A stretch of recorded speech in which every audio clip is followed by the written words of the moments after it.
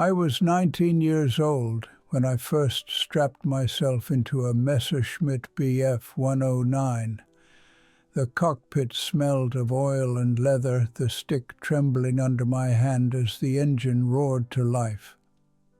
I had grown up on stories of knights and duels, and in those first days of war I thought of myself as one of them, a knight of the sky, my steed made of steel and fire.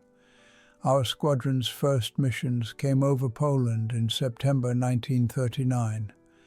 The campaign was swift and merciless. The sky was ours from the start. Polish pilots flew with courage, but their machines were outdated, slower, fragile. I remember my first kill, a PZL fighter diving clumsily, smoke trailing from its engine as I pressed the trigger. Tracers leapt from my gun, stitching the air, and suddenly the aircraft burst into flame. I watched as the pilot bailed out, his parachute blooming like a white flower against the blue sky. My hands shook on the stick, exhilaration mingling with nausea. I had done what I was trained to do. Yet when I landed, the cheers of my comrades felt hollow in my ears. The campaign was over almost before it began. We returned to base, drunk on victory, our aircraft lined in neat rows, sunlight glinting off their wings. It felt like a game, like nothing could touch us. In the evenings we drank cheap schnapps, played cards, sang songs. I was young, proud, certain of invincibility. That feeling would not last long. By spring 1940, we were flying over the Low Countries and France. The pace quickened, the enemy sharper. The French and British fought with skill and bravery, and I no longer felt the comfort of superiority. I remember one mission over Belgium. Our Staffel engaged a formation of hurricanes. The sky erupted into chaos. Planes wheeling and diving, tracer rounds flashing in the sun. I lined up on a hurricane, fired, saw pieces fly from its wing. But as I pulled up, bullets ripped past my canopy. I glanced back, another hurricane on my tail. The next seconds burned into me forever.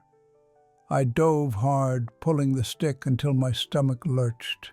The ground rushed up, green fields spinning below. My pursuer stayed glued to me, rounds tearing holes in my fuselage. At the last moment I jerked the stick, the Messerschmitt climbing again, and the enemy overshot. Otto, my wingman, swept in and shot him down. I owe him my life to this day. When we landed, Otto only grinned, clapped me on the shoulder and said, "You still fly like a schoolboy." France fell quickly, yet those weeks taught us fear. The enemy was no longer faceless, no longer outmatched. They had names, skill, and teeth. Losses mounted. Empty bunks appeared in the barracks. At first we toasted the fallen with bravado, but soon the glasses were raised in silence. In June, after the fall of Paris, we flew victory patrols along the Seine. The world below seemed almost peaceful, fields in bloom, rivers gleaming in the sun. I thought of how absurd it was that men killed each other in such beauty. For the first time, I felt doubt gnawing at the edges of my pride. That summer, we were transferred to the Channel coast. Rumors spread. The English would not surrender, and we were to break them from the air. We studied maps of Britain, its airfields and cities. Our commanders promised that victory was inevitable. I believed them, because what else could I do? Yet deep inside, I remembered that hurricane on my tail, bullets snapping past my head. The English would not go quietly. On my last flight before the Battle of Britain began, I climbed high over the Channel, the sun blazing at my back. My Messerschmitt hummed, the world beneath me endless and small. I thought of home, of my mother's kitchen, of the village fields where I once lay on my back and watched clouds drift across the sky. and I wondered if I fell here, would I vanish into those same clouds, forgotten like so many already? The war had only begun, but I felt its shadow growing, stretching its fingers toward me. I was a boy in a machine, playing at knighthood. Soon I would learn what it truly meant to fight in the sky. In July 1940, we crossed the Channel for the first time. The invasion of France had been swift, intoxicating. Our Messerschmitts had swept the skies with confidence. But Britain was different. From the moment our wheels left the runways of Calais, we felt the shift. The Channel glinted beneath us like a barrier of steel. Beyond it, the sky belonged to the RAF. Our orders were simple: sweep ahead of the bombers, drive the British fighters from the sky. We expected it to be like France, quick, decisive. It was anything but. The first time we tangled with Spitfires, I understood. They were fast, nimble, deadly. Their engines roared like predators. In France we had been hunters. Over Britain we became prey. The first dogfight is burned into my mind. We were escorting Heinkel bombers toward Dover. The bombers droned along fat targets in the sky, and we circled like hawks above them. Then, without warning, the Spitfires came. They dived out of the sun, silver shapes with black crosses painted out in my mind's eye. Guns flashed, bombers burst into flame, and we were suddenly fighting for our lives. I locked onto one Spitfire, pressed the trigger, felt the guns hammering in the wings. Tracers reached across the sky, stitching toward him. He banked hard, my rounds sparking off his fuselage, and for a second I thought I had him. Then another dove behind me. Bullets smashed into my tail, the plane shuddered. I threw the stick forward, dove toward the sea. My vision blurred as the wind screamed past the canopy. The water filled my view, blue and merciless, until I pulled up so hard I thought my wings would tear free. When I looked back, the Spitfire was gone. We lost 2 men that day. Otto returned pale and silent, his Bf-109 riddled with holes.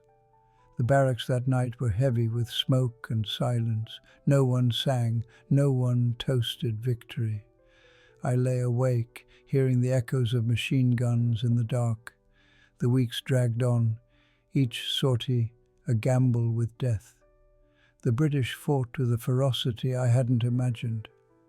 Hurricanes, slower than Spitfires but stubborn as mules, came at us again and again.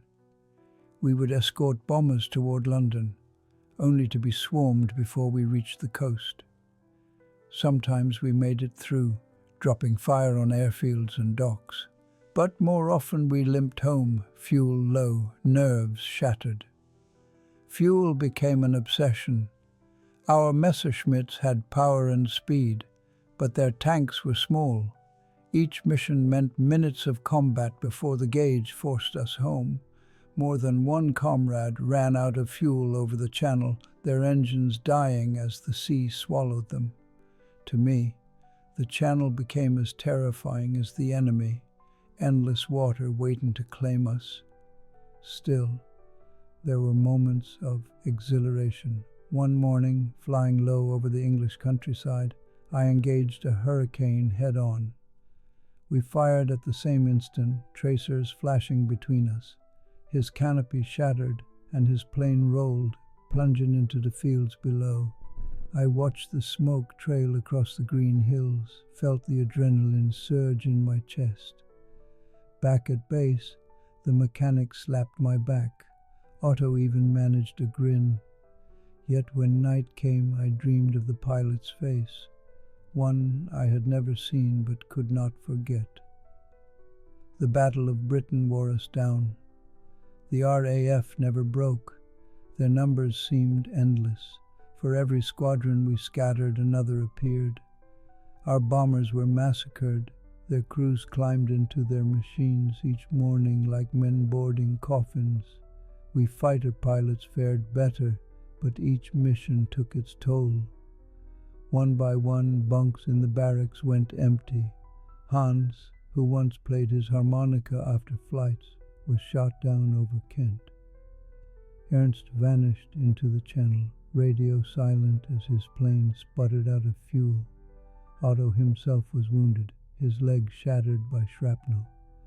I still remember carrying his crutch to the hospital, hearing him laugh through the pain. At least now I can finally stop babysitting you in the sky. By October we all knew the truth. Britain would not fall. Our commanders still preached victory, but in the hangars and barracks we shared only silence. The dream of swift conquest had died somewhere over London, burned into the smoke of the docks, the glow of the Thames under fire. My last mission that autumn was etched with futility. We flew high above the channel, bombers droning below, and once again the Spitfires rose to meet us. The fight was fierce, twisting, endless. I returned with barely a drop of fuel, my plane riddled with holes, the gun silent for lack of ammunition. As my wheels kissed the runway, I felt not triumph, but exhaustion so deep it hollowed me out. The Battle of Britain had taught me the truth of the war. The sky was no longer a playground for knights. It was a furnace that consumed men and machines alike. I was not invincible, not even close. I was just another pilot in the endless storm. That winter, as snow fell on the airfields of France, I sat alone by my machine and stared at its black cross. Once I had thought it a symbol of power, of destiny. Now it looked to me like a target, painted on wings that would carry me deeper into a war that seemed without end. When the orders came in June 1941, they arrived with a strange mix of excitement and dread. We were to be transferred east for a new campaign, Operation Barbarossa. Commanders spoke of it as a crusade, a lightning strike that would topple the Soviet Union in a matter of months. We pilots believed them at first. After all, hadn't France fallen in 6 weeks? Hadn't we humbled the RAF, even if we hadn't destroyed them? Surely Russia would collapse even faster. I had no idea what awaited us beyond the forests and rivers. Our first flights took us over endless green fields and winding roads clogged with German convoys. Below, tanks and infantry advanced in great columns, their dust trails rising like smoke signals to the heavens. The sheer scale of it was staggering, an entire nation marching eastward, engines and boots churning the earth. From the cockpit, I could almost imagine it as a grand parade. But as we pushed deeper into Soviet territory, the parade turned into carnage. Our job was to sweep the skies clear of Soviet aircraft, and at first it seemed almost too easy. Their fighters, Polikarpov's MiGs, were outdated, slow, fragile. They came at us bravely, but our Messerschmitts outclimbed and outgunned them. I remember my first duel over Belarus, a biplane darting clumsily beneath me, its pilot stubbornly refusing to break off. I lined up, pressed the trigger, and the machine shredded in seconds. The pilot bailed out, his parachute blooming, drifting down into fields that burned from artillery fire. I circled once, watching him descend, then turned away. It was not chivalry, it was the pit in my stomach that grew heavier with every victory. The ground war was merciless. We strafed convoys, trains, columns of retreating soldiers. I saw men scatter beneath my guns, tiny figures running for their lives across the roads. Once I caught sight of a horse-drawn wagon exploding under fire, its animals collapsing in a heap of dust and blood. In the air, Combat still felt like a duel between warriors. On the ground, it was slaughter. At night, lying in my bunk, I could not banish the images of broken carts and lifeless bodies sprawled on the roads. But the Soviets were not broken. Each day they sent more aircraft into the skies, more determined than the last. At first we laughed at their antiquated machines, but soon newer models appeared, Yak-1s, Lag-Gs, faster, tougher, flown with desperate ferocity. Dogfights grew more vicious. They fought not like the French or the British, but like men with their backs to a wall. There was no chivalry in their attacks, no hesitation, no thought for survival. Some even rammed our aircraft when their guns failed, a tactic we had never seen before. One morning over Smolensk, I found myself alone against two Yaks. I dove, climbed, twisted through clouds, but they clung to me like wolves. Bullets tore through my fuselage, a spray of oil blurring my canopy. My engine coughed, threatening to die. Just as I thought it was over, my wingman Karl burst from the sun, guns blazing. One Yak spun into the earth, the other broke away. I landed with my machine smoking, my nerves shredded. Karl grinned when I staggered from the cockpit, but I had no words. I realized then that I was no longer the hunter. Out here, in the endless Russian sky, I was prey as often as predator. By August, our victories piled up on the blackboards in the mess hall, tallies of downed aircraft, numbers meant to boost morale. My own count grew, and with it came congratulations, even whispers of medals. But each number felt hollow, for I saw the faces of comrades who would never return. Hans was gone, shot down over Minsk. Dieter vanished into a cloud bank, never seen again. Karl, who had saved me, crashed when his fuel line froze in the thin air. His bunk sat empty, his grin only a memory. The Russian land seemed endless. From above, forests stretched forever, rivers coiled like snakes, villages smoked on the horizon. We flew mission after mission, day after day, the front moving ever eastward, yet never ending. The sky itself grew heavier, filled with the weight of constant fighting. Even when no enemy appeared, I felt their presence, waiting, watching. Sometimes, between sorties, I stood beside my Messerschmitt and stared at the horizon. The wind carried the smell of smoke, of burning fuel and fields. I thought of home, of Germany, so far away now it felt like a dream. I thought of my mother's letters, written in neat script, full of hope and belief in our cause. I wanted to believe it too. But each time I climbed into the cockpit, I felt less like a knight and more like a ghost, haunting the skies over a land that swallowed men whole. By autumn, we were flying near the approaches to Moscow. The air grew colder, the missions longer, the resistance fiercer. I had survived Poland, France, Britain. But here, above Russia's endless expanse, I sensed that the war had truly begun. Not the swift triumphs of the past, but a struggle without end.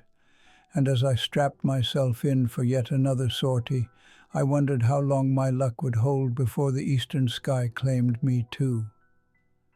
By November, the Russian sky had turned to iron. The airfields were frozen mud, our planes coated in frost each morning. The campaign that had begun with fire and speed slowed into a grinding misery. Moscow loomed ahead, the prize we were promised, yet it seemed as unreachable as the moon. Flying became a battle not just against the enemy, but against the cold itself. My Messerschmitt groaned at every takeoff, its engine reluctant, the oil thick as tar. Mechanics worked with numb fingers, tools freezing to their hands. More than once I climbed into the cockpit only to find the instruments iced over. On some mornings we lit fires beneath the wings just to melt the frost enough to get airborne. The missions were brutal. We escorted bombers into the teeth of Soviet defenses, flak bursting black against the gray sky. The anti-aircraft fire around Moscow was heavier than anything I had seen in France or Britain. Shells exploded all around, rattling my plane, the concussions ringing in my bones. The city below was a sprawl of smoke and fire, yet it refused to yield.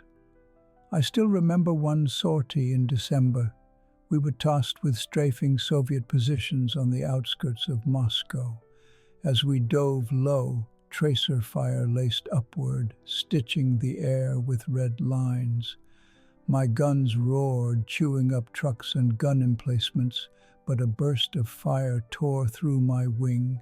The Messerschmitt lurched, alarms blaring, smoke trailing from the fuselage. I barely pulled out of the dive, skimming treetops as rounds cracked past me. By some miracle, I limped back to base, my landing gear collapsing as I touched down. The plane skidded to a halt, sparks spraying, and I climbed out, shaking, frost clinging to my lashes.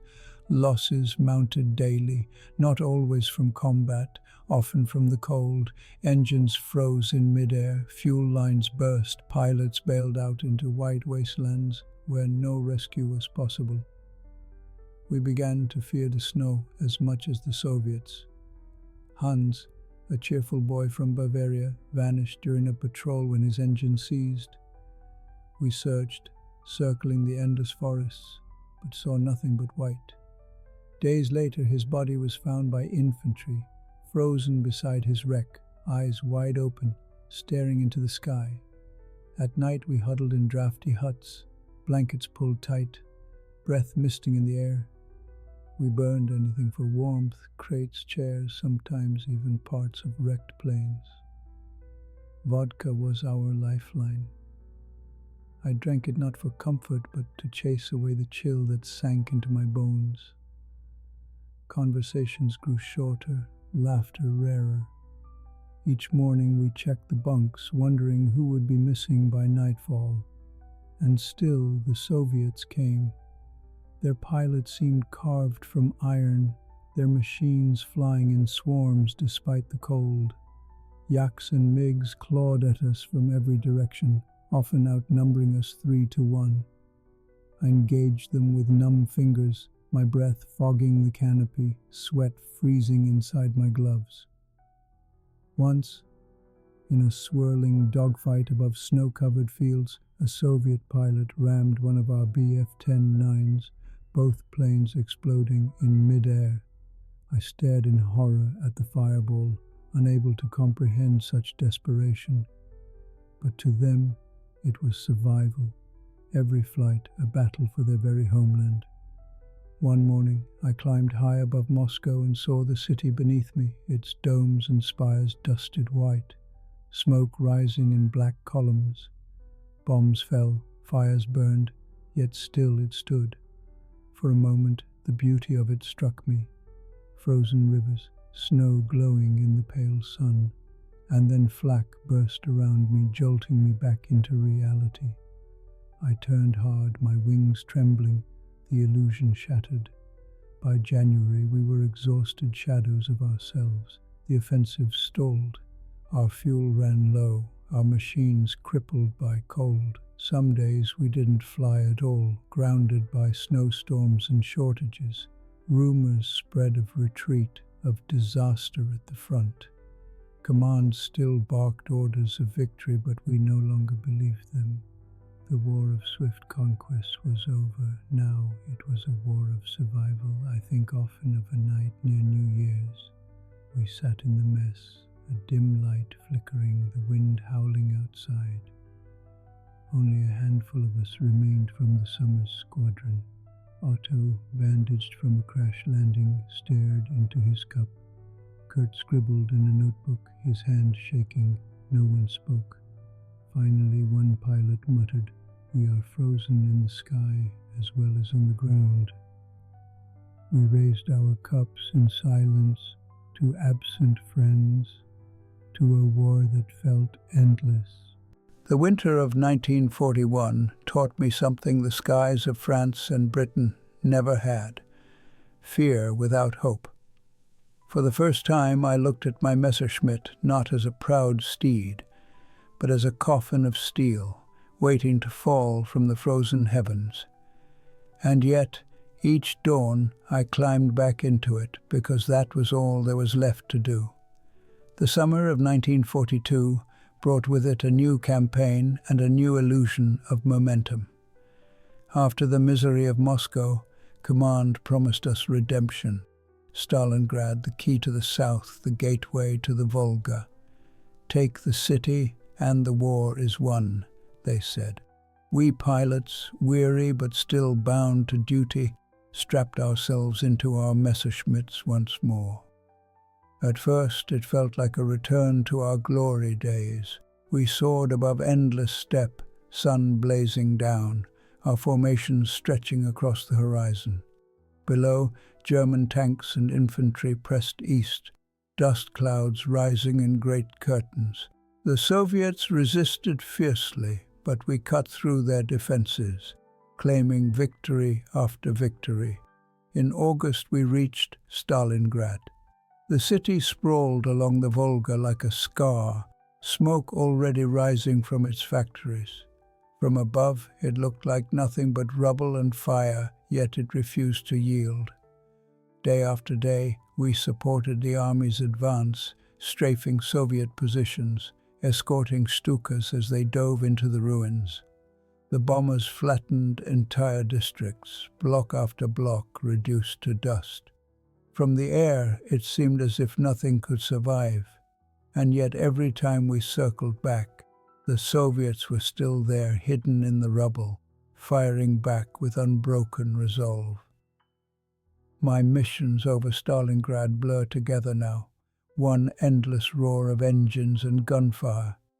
I remember the Volga glinting in the sun, barges crossing under fire, Soviet reinforcements pouring across the river despite the carnage. We dove low, raking them with cannon fire, but still they came.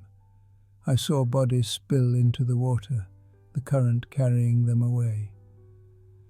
At night I lay awake, seeing the river filled not with water but with drifting corpses.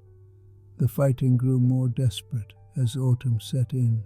Soviet fighters rose from the east, swarming us with yaks and lagjis. They came in packs, relentless, diving into our formations with a fury that shook even veterans. One day, escorting Ju-80s, we were ambushed near the factory district. Tracers lit the sky, planes spiraled down in flames. I engaged a yak at close range, the two of us circling tighter and tighter, the ground spinning below. I pressed the trigger, rounds tearing into his fuselage. His canopy burst, flames consuming him. I climbed hard, gasping for breath, my hands trembling on the stick. Victory, they called it. To me, it felt like murder. The ground war was worse. We saw the city from above, but the soldiers lived it. Reports filtered back. Street fighting so close men could hear the enemy breathing. Cellars turned into slaughterhouses, factories changing hands by the hour. I flew overhead, dropping fire into that inferno, yet I knew nothing of the horror the infantry endured. Once, on leave from flying, I walked through a captured district. The ruins reeked of smoke and blood. Bodies lay in stairwells, faces frozen in death. I returned to my plane shaken, more grateful than ever for the sky. But the sky offered no escape. In November, the Soviets launched their counterattack. Their armies swept around Stalingrad, encircling the 6th Army. Suddenly, the city that had seemed a prize became a trap. Our missions changed overnight. We no longer attacked, we supplied. Heavily loaded Ju-52 transports lumbered toward the pocket. and we flew cover for them, fighting desperately to protect their cargo. But the Soviets knew. Flak and fighters tore into the convoys. Planes fell burning into the snow, parachutes bursting uselessly. Each sortie felt more hopeless than the last. The Sixth Army radioed for food, fuel, ammunition. We could not bring enough.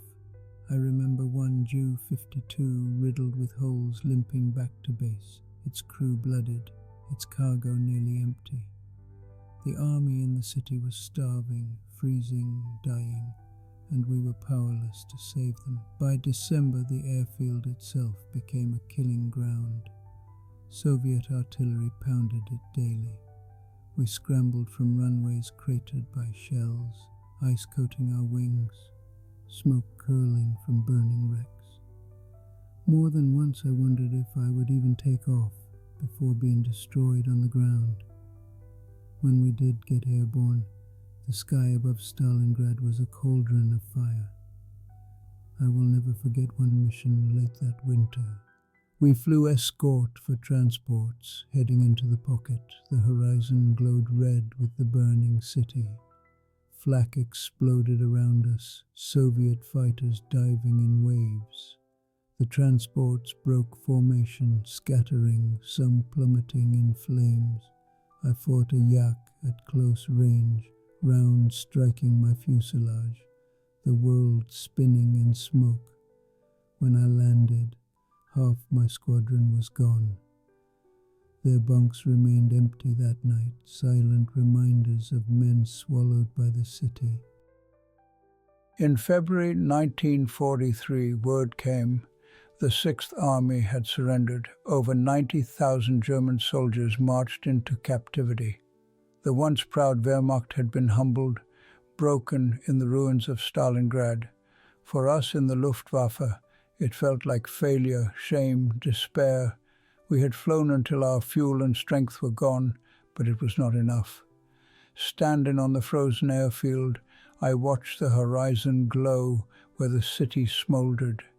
Smoke rose like a funeral pyre into the grey sky. I thought of the men still trapped in that ruin, of the comrades who had fallen from the air, of all the victories that suddenly meant nothing. Stalingrad was not just a battle. It was the moment I knew the war could not be won. We had reached the edge of our power, and beyond it lay only ruin. The spring of 1943 felt like breathing after drowning. After the disaster at Stalingrad, we were pulled back, rested, re-equipped. New Messerschmitts gleamed on the airfield, engines tuned, guns polished. Command promised that this time we would seize the initiative again.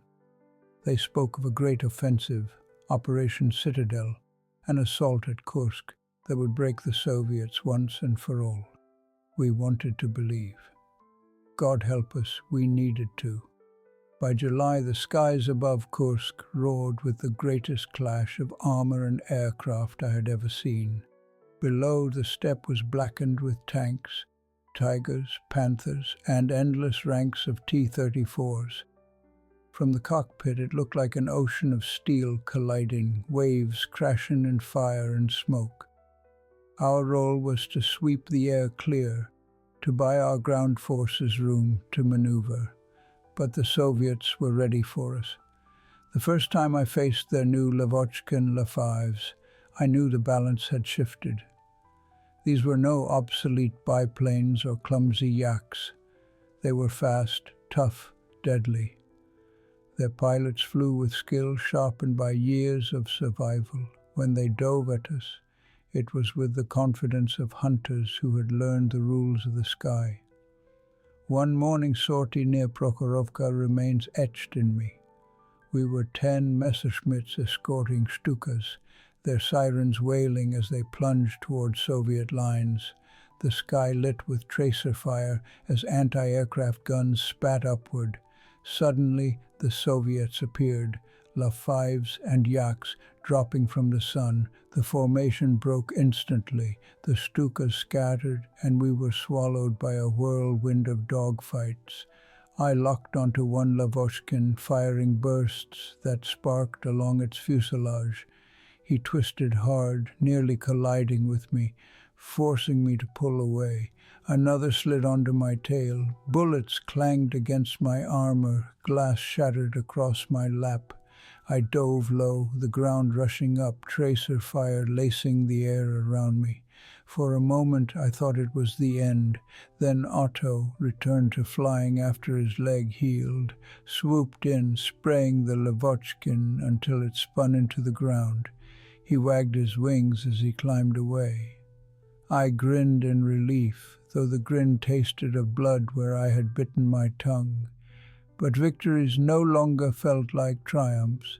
For every enemy downed, two more seemed to appear. The Soviets fought with a resilience we could not match. Their factories churned out aircraft faster than we could destroy them. And the Americans and British were sending supplies, trucks, fuel, even planes, flowing endlessly into Soviet hands.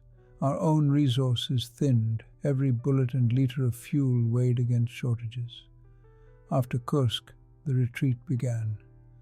Not all at once, not a rout, but a steady push westward. Each month we gave ground we had bled to capture. Each mission grew more desperate. The Soviets pressed harder, their numbers swelling, their machines improving. For the first time, I felt the sky slippage from our grasp. At night, in the pilot's quarters, the mood shifted. Once we had been cocky, laughing, drinking after missions. Now we sat in silence, staring into mugs of coffee or vodka, speaking only of the men we had lost. Karl, my wingman who once saved me over Smolensk, was gone, his Messerschmitt shredded by flak. Ernst vanished in a dogfight, his plane last seen trailing smoke over the steppe. Even Otto, ever the joker, grew grim. They are not the same enemy we faced in 1941, he muttered one evening. They are stronger now, and we are weaker. The propaganda still shouted victory, but we no longer listened. We had seen too much. Our maps were filled with retreating arrows, our blackboards with empty names. And yet, even in the turning tide, the sky could still astonish me. One autumn evening, I climbed high above the steppe. The sun was setting, painting the clouds gold and crimson. Below, smoke curled from villages and battlefields, but from above it seemed almost peaceful. For a moment, I felt suspended between two worlds, the beauty of the heavens and the horror of the earth. I thought of home, of the boy who once dreamed of knights and duels, and I wondered who he had become. By winter, whispers spread of the Allies bombing German cities, of American bombers flying in daylight raids. Some of us were reassigned west to face this new storm. Others remained, battling the Soviets across Ukraine. Wherever we flew, one truth had become clear. The days of easy victories were over. The turning of the tide was not a single battle, not even Kursk itself. It was a slow, grinding shift, felt in the exhaustion of our bodies, the shortages of our machines, the confidence in our voices fading away. The war had grown too large, the enemy too strong. As 1943 ended, I strapped into my Messerschmitt one cold morning and realized I no longer asked if I would win, only if I would survive. When the orders came to transfer west, I felt both relief and dread. Relief that I would escape the endless steppe and the swarming Soviet fighters. Dread because I knew what awaited us in Germany, the bombers. By late 1943, the Allies were pounding our cities day and night. The RAF came after dark, their waves of Lancasters and Halifaxes filling the sky like black flocks of birds. The Americans struck in daylight, their B-17 and B-24s flying in massive formations, bristling with guns. Our task was simple in words, impossible in practice. Stop them. The first time I saw a bomber stream, I felt small in a way I never had before. Thousands of meters above, the sky shimmered with silver shapes, a river of aircraft stretching from horizon to horizon. Their contrails merged into one vast scar across the heavens. Each bomber carried tons of explosives, and they came by the hundreds. My Messerschmitt, once king of the skies, felt like a toy against such a force. We attacked in head-on passes, the only way to break their formations. I will never forget the sight. Rows of bombers, nose guns spitting fire, tracers lancing toward me like glowing ropes. The air filled with steel. I aimed, fired, saw my rounds punch into one bomber's cockpit. It flamed, broke from formation, spiraled downward, but even as it fell, a dozen others thundered past. My plane shook under the hail of fire. I pulled up, my canopy rattling with holes, my nerves frayed raw. Some of us did not return. Fritz, a veteran with 40 victories, took a burst in the head during a frontal pass. His Messerschmitt disintegrated, pieces scattering across the sky. Another comrade was shredded by turret fire, his burning wreck cartwheeling through the formation. The bombers swallowed us whole, and for every one we brought down, dozens slipped through to drop fire on our cities. I saw Hamburg burn from the air, flames stretching for miles, the smoke climbing higher than I could fly. At night, we watched the glow from the barracks, a hellish horizon that turned the sky red. Civilians streamed from the cities, hollow-eyed, carrying what little they had left. It struck me then that our war was no longer fought far from home. It was here, in our own sky, over our own soil. By 1944, the Americans had brought a new terror, the P-51 Mustang. Sleek, fast, long-ranged, they escorted the bombers all the way to Berlin and back. Where once we could dive into the bomber streams and escape, now the Mustangs hunted us relentlessly. They pounced from above, their engines screaming, their guns tearing Messerschmitts to shreds. I dueled my first Mustang over Hanover. He came at me like lightning, diving out of the sun. I rolled, fired, missed, felt his rounds slam into my fuselage. We spiraled downward, each trying to outturn the other. At the last moment, I pulled into a steep climb, my plane shuddering. He overshot, and I fired a desperate burst. Smoke trailed from his wing, and he broke away. I survived, but barely. My hands shook on the stick, my breath ragged. These new enemies were not only skilled, but endless. In the mess hall, we spoke less of victories and more of survival. The new pilots arriving were barely boys, rushed through training, terrified in their first fights. They died quickly, their bunks empty before we learned their names. For us veterans, each mission felt like rolling dice with death. Some still bragged of tallies, medals, honors. I no longer cared. Numbers meant nothing when the bombers kept coming, when cities burned no matter how many planes we shot down. One raid in March 1944 stays with me. The Americans struck Berlin itself. We scrambled, climbing into a sky already trembling with engines. The formation stretched endlessly. We dove, fired, clawed at them, and still they came. Bombs rained on the capital, smoke towering into the heavens. I saw the heart of Germany itself in flames, and I knew the Reich was dying. After the mission, Otto sat beside me in silence. He had a new scar across his cheek, his plane riddled with holes. At last he said, "We are no longer fighting for victory. We are fighting for survival, and survival is slipping away. The truth weighed heavy. We had begun the war as knights of the sky, masters of Europe. Now we were vultures circling a carcass, pecking at the edges of an enemy too vast to stop. The Reich was under fire, and all our wings could not shield it. At night, lying awake, I heard the bombers, even when they were not there, the steady drone, the thunder of explosions, the screams in the distance. Sometimes I wondered if we were already dead, flying as ghosts above a nation burning beneath us. By mid-1944, the Luftwaffe was a shadow of what it once had been. The Allies owned the skies over Germany, their bombers and fighters coming in waves that never seemed to end. Each time we scrambled, it felt like rising into a storm that grew stronger by the day. Fuel was our first enemy, where once we flew daily, sometimes multiple missions. Now our aircraft often sat idle for days. We rationed every liter, every drop.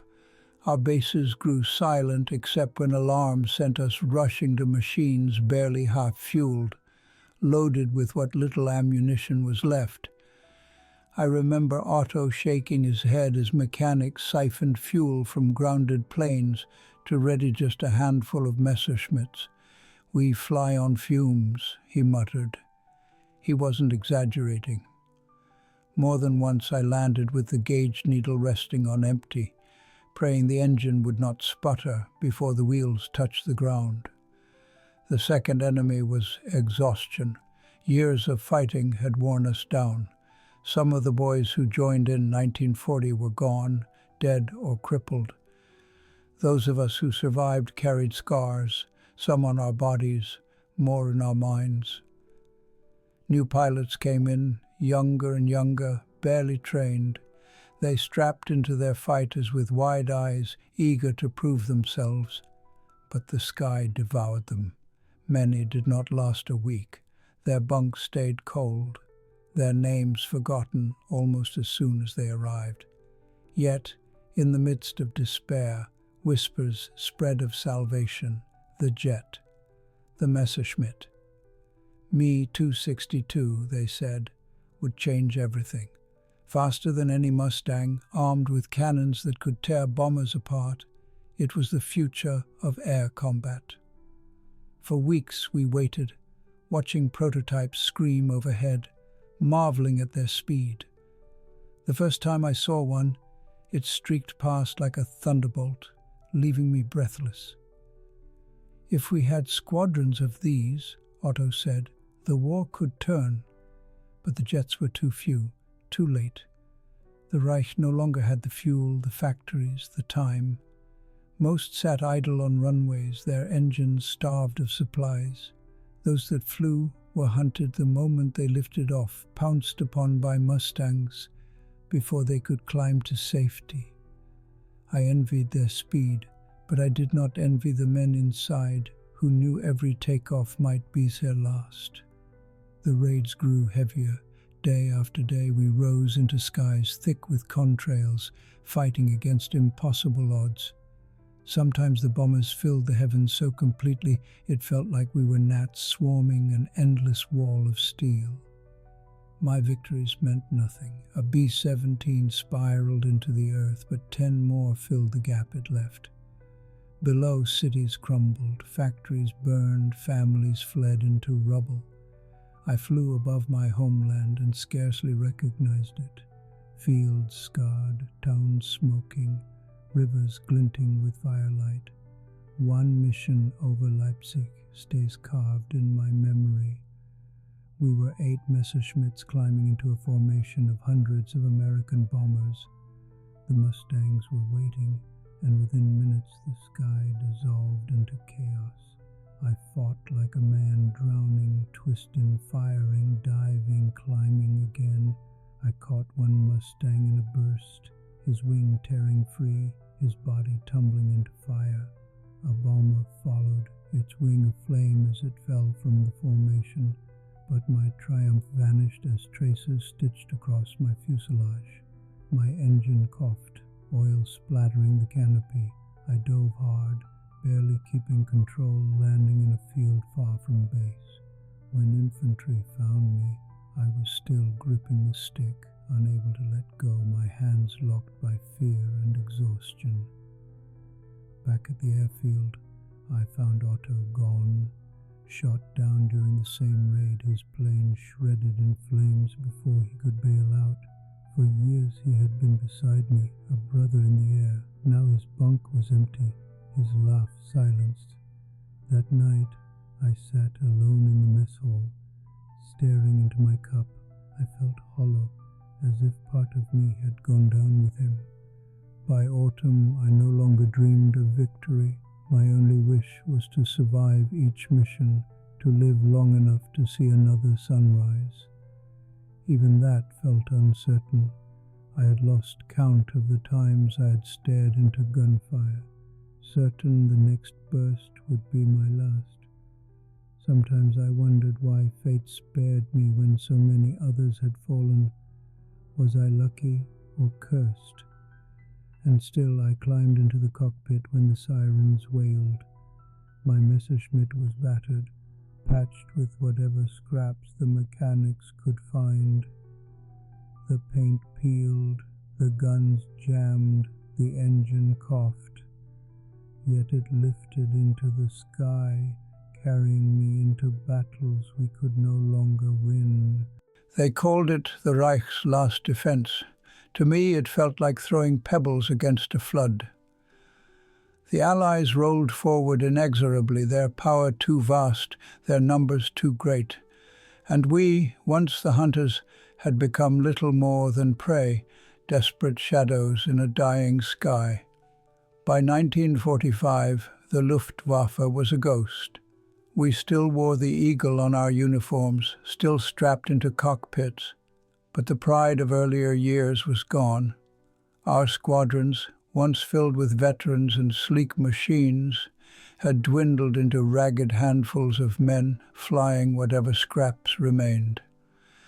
The airfields told the story. Runways cratered from Allied raids, hangars collapsed, aircraft burned to twisted skeletons. Mechanics patched what they could with scavenged parts. Fuel was so scarce we sometimes towed planes to the runway by horse.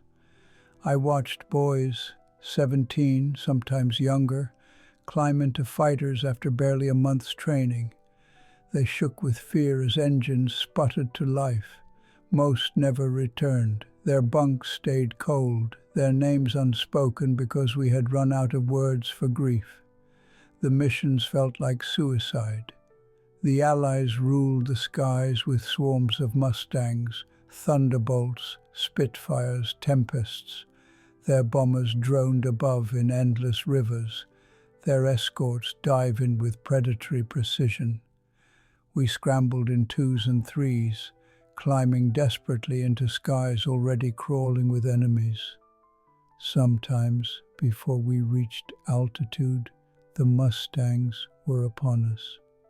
More than once, I barely left the ground before tracers stitched across the airfield, ripping through canvas and men alike. I remember one morning in February, the cold biting through my gloves when we rose against a formation bound for Dresden. The bombers were so numerous they darkened the sky, their contrails blurring into a white sheet across the heavens.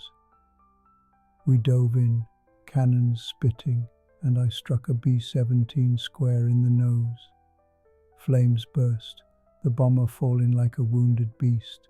For a heartbeat I felt the old thrill. Then the Mustangs arrived. They came from above, sunlight flashing off their wings, a pack of wolves descending on dying prey. The sky dissolved into chaos, planes spiraled down, parachutes blossomed, fire trailed across the horizon. I fought like a cornered animal, rolling, diving, firing until my guns clicked empty. A Mustang chased me down to treetop level, bullets shredding branches above my canopy. I barely shook him, skimming a frozen river until my plane's shadow danced across the ice. When I landed, 3 of us returned. 12 had taken off. That night, I sat alone in the mess, staring at the chipped enamel of my cup. The silence was heavier than any words. We no longer toasted victories, no longer spoke of home. Even Otto's absence had become part of the silence, his laughter echoing only in memory. By March, the Reich itself was collapsing. The Russians closed from the east, the Americans and British from the west. Cities were rubble, civilians wandering in endless streams of refugees. I flew over my homeland and scarcely recognized it. Fields once green were cratered moonscapes, villages blackened ruins. The air reeked of smoke and despair. Desperation drove us into madness. Command ordered boys into jets, rocket planes, anything that could still take to the air. Some were little more than flying coffins. I saw one Me-262 streak past me like lightning, only to explode before it reached the bombers. Others never made it off the ground, destroyed on the runways. Our dreams of salvation burned with them. One mission late that April remains carved into me. We scrambled with 6 fighters against a formation of American bombers heading toward Berlin. As we climbed, I saw the city below, already smothered in smoke, flames licking at the horizon. The bombers loomed above, bristling with guns, the sky alive with escorts. We fought like men possessed, knowing there was nothing left to lose. I lined up on a B-24, fired until its wing snapped free. It tumbled earthward, breaking apart in the haze. But in that moment of triumph, tracer fire ripped through my fuselage. My engine sputtered, flames licking the cowling. I yanked the stick, dove toward the ground, the cockpit filling with smoke. For a moment I thought it was the end. At the last second, I leveled out, crash landing in a field strewn with wreckage. I climbed from the cockpit, coughing, my plane burning behind me. Around me, the sky thundered with engines, bombs falling on a city already dead. I stood in the field, helmet in hand, and realized I no longer belonged in the sky. The Luftwaffe was finished. The Reich was finished. And I, who had once dreamed of knighthood in the clouds, was nothing but a survivor of a nightmare. In the days that followed, I never flew again. The war ground on, but not for me. My machine was gone, my squadron scattered, my country in ashes. I had lived through dogfights over France, the firestorms of Britain, the frozen hell of Moscow, the inferno of Stalingrad, the titanic battles of Kursk, the desperate defenses of Germany itself, and yet survival felt less like victory than a burden. The twilight of the Luftwaffe was not a blaze of glory. It was silence, broken wings, empty skies. By April 1945, I no longer believed in missions. Orders still came, shouted by officers clinging to uniforms that no longer meant anything, but we all knew the truth.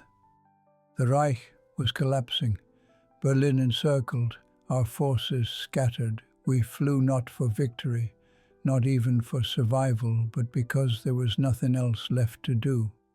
My last flight began on a grey morning, the air heavy with smoke from distant fires. The airfield was a graveyard, wrecked fighters smouldering in craters, hangars reduced to rubble, mechanics wandering like ghosts. Only a handful of Messerschmitts remained, patched with scraps, fueled with the dregs of barrels hidden in barns. I climbed into my machine knowing it might not return. We were 5 in the sky that morning, 5, where once we had been 50. Below us stretched a homeland unrecognizable, villages burned to cinders, roads clogged with refugees dragging carts, rivers choked with debris. To the east, Soviet artillery thundered like drums of doom. To the west, the contrails of Allied bombers streaked across the sky.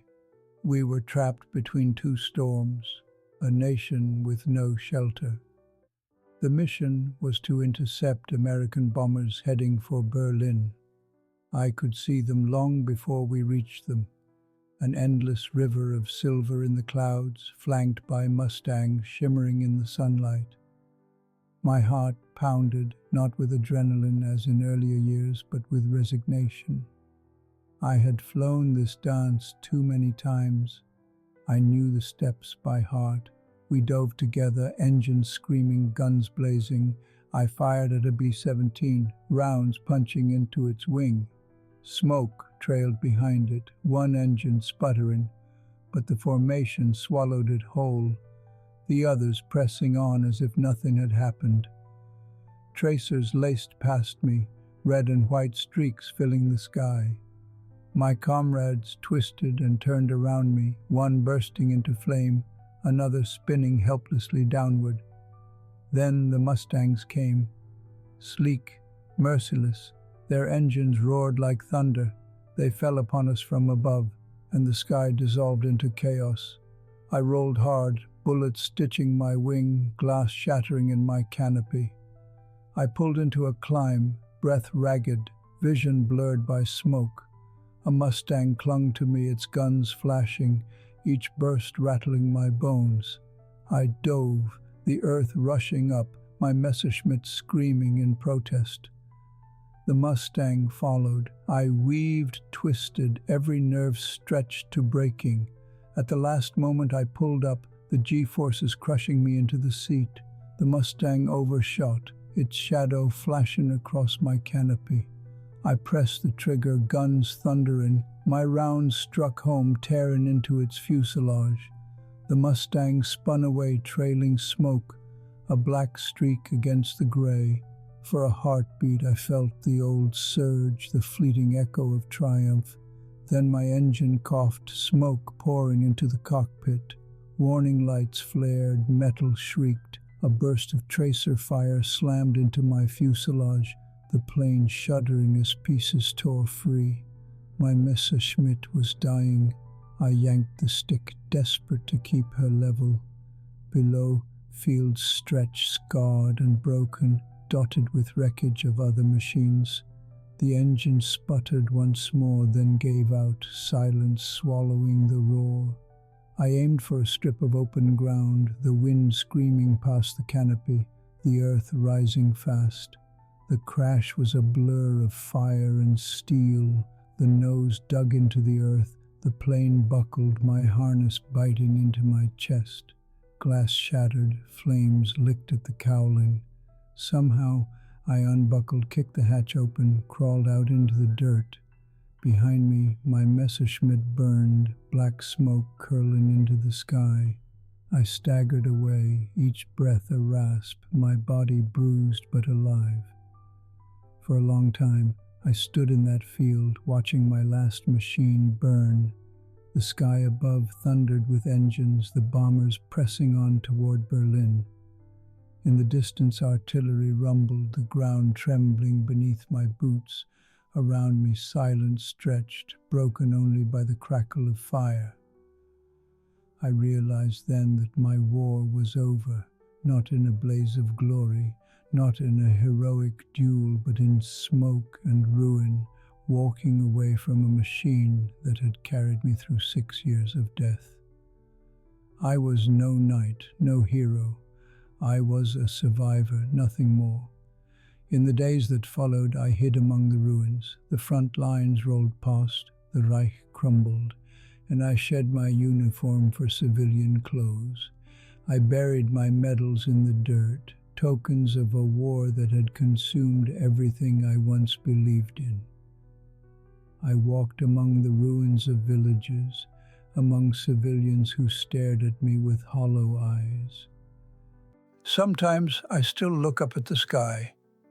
When I see a contrail, I feel the stick in my hands, the roar of engines in my chest. I remember the men who never returned, their names carried away by the wind. My last flight was not a victory. It was an ending, the end of the Luftwaffe, the end of the Reich, the end of the boy who once dreamed of chivalry in the clouds. All that remains now is memory and the silence of skies that once echoed with fire.